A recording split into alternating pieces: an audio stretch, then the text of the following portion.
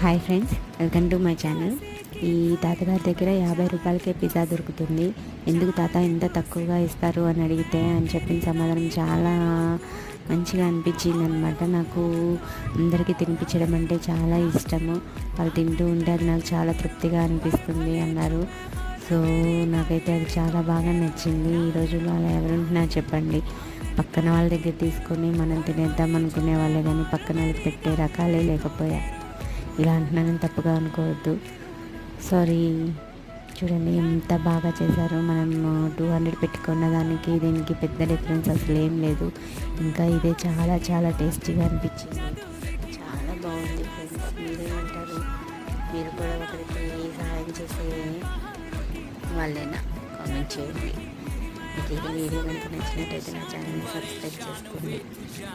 Thank you friends, thanks for watching. Bye bye.